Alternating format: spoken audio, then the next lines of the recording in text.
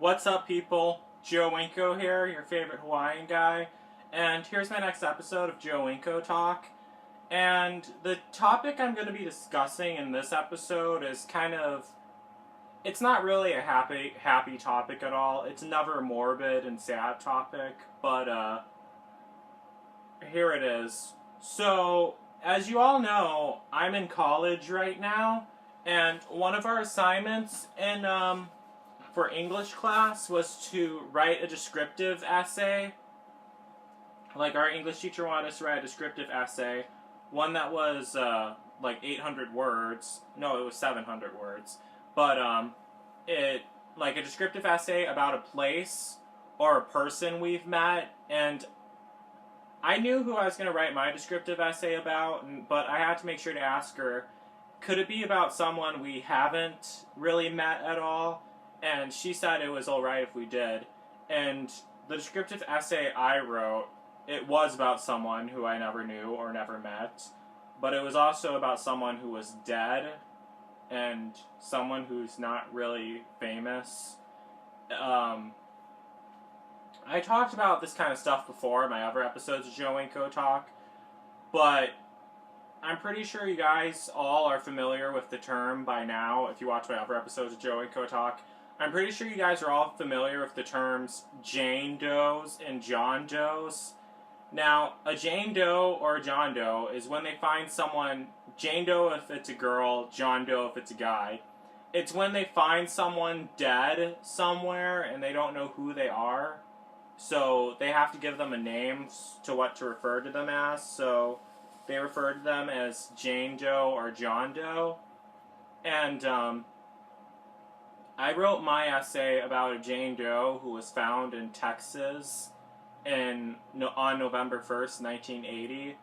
She was found in Walker County, Texas, and I wrote the essay, a descriptive essay, about who she was, what she looked like, where they thought she came from, where they found her, and what she'd been through, what they think she'd been through, because she was killed by someone. She didn't just die on her own. And I ended up getting an 100% on that paper for the way I described everything. And my English teacher actually wants me to give a copy of that to her so she can use it as a model for some of her future English class students. And I'm going to, though, but I'm going to include I want to include a picture of the girl, it wouldn't be a picture, not a post-mortem picture, but a reconstruction, because that's what they do when they find someone dead. They make a reconstruction of them so someone might see it and recognize them. And yeah, so just so even though this may be far-fetched, if she showed that to students and one of the students saw the picture, they might recognize who it is, even though they weren't alive back in 1980. College students weren't. But they might say, hey, that looks exactly like my mom's friend who went missing 30 years ago. They never found out what happened to her. Because then they could find out who she is then, if someone recognizes her. But, about this Jane Doe, she was found in Texas, in Walker County, Texas, and she was white, she was a Caucasian girl. She was between the heights of 5 feet tall and 5'3", and she was 110 pounds to 120 pounds, and her estimated age is 13 to 16 years old. She had light brown hair that went past her shoulders, that was cut in a wing fashion. I'm not really sure how to describe that, but I have pictures of her. I'll show you guys soon.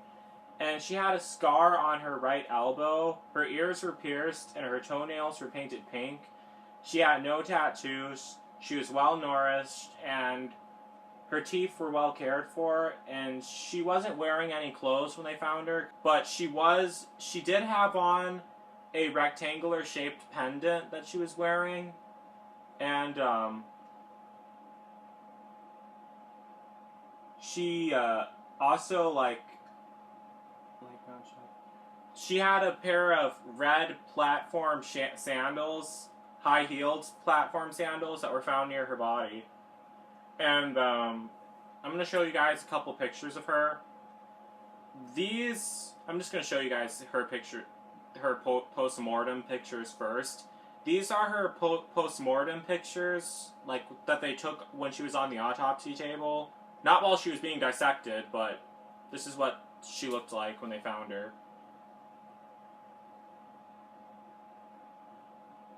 Yeah, these pictures are actually really sad, because she was killed.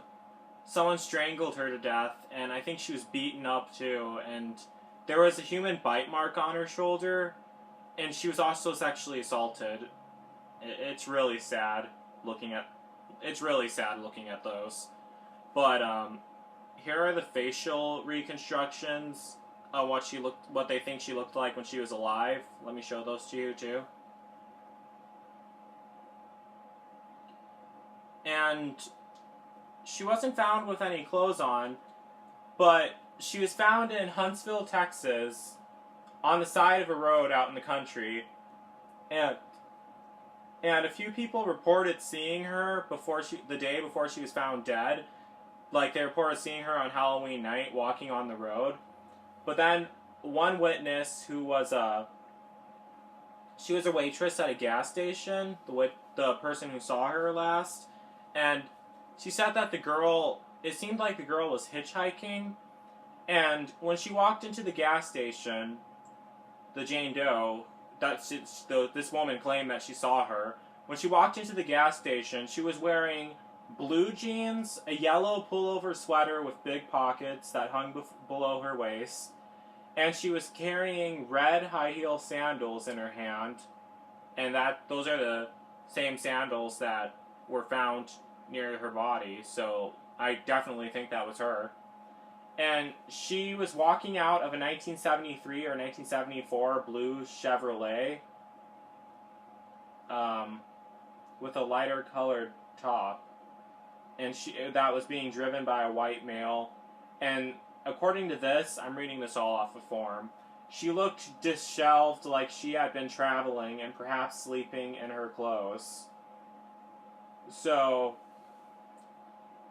she walked inside the truck station where the waitress saw her, and she was asking for directions to a prison unit, an Ellis prison unit, and she said she had a friend in prison, and the waitress gave her directions and drew her a map, and the waitress asked her how old she was, because she looked really young, and when the waitress asked her how old she was, she said she was 19 years old.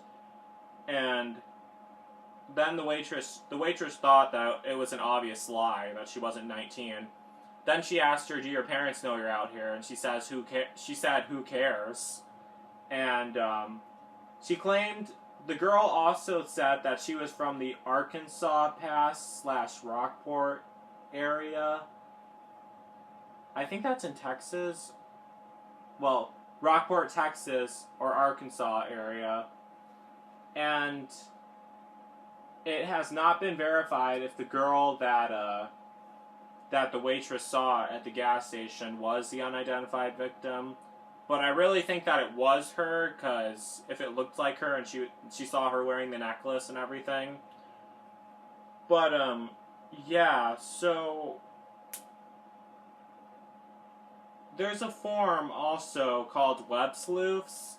I have the link to it in the description.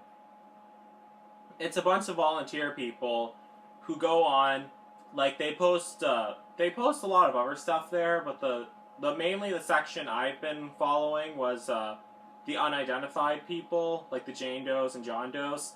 They post pictures of the unidentified victim who was found dead. Then the people reply of people who've gone missing who might be possible matches, so they can compare them with DNA evidence and rule them out to figure out who it is. Because that's how the last Jane Doe was identified. The one I talked about who was found in Caledonia, Tammy Jo Alexander. That's how they identified her on Web Sleuths. But you can sign up on web sleuths. I think you might have to be over 18 to sign up. I'm not exactly sure, but I'm not really sure if that matters either way. But just if you decide to sign up on web sleuths, just make sure to pay attention to the rule-outs list, cause like on who they already ruled out as not being that person, just so you don't like repeat it again. I think you guys get what I'm saying. And yeah, so it's just really sad that she's been dead for so long and no one knows who she is or where she came from, or even what her name is. It's almost because you think if she was 13 to 16 years old, you think someone out there would have been missing her or something.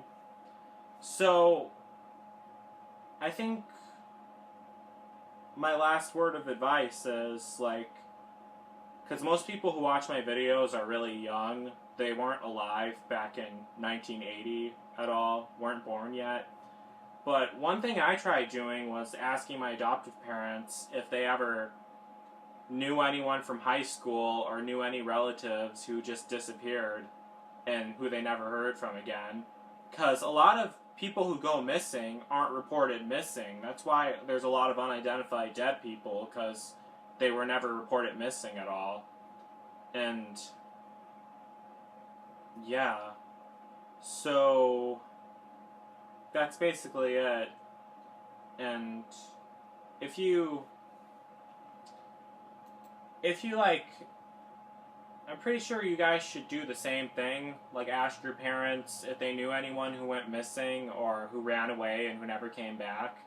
Because it's very possible that one of those people could be this girl. Because she could have came from anywhere, really. So, yeah, that's all I can think of right now.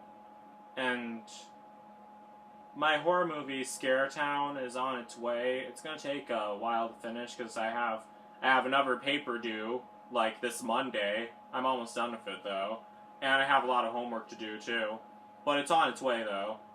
And yeah, so don't forget to like, don't forget to comment, don't forget to subscribe, and don't forget to follow me on Twitter and like me on Facebook. And that's it, so peace out, people.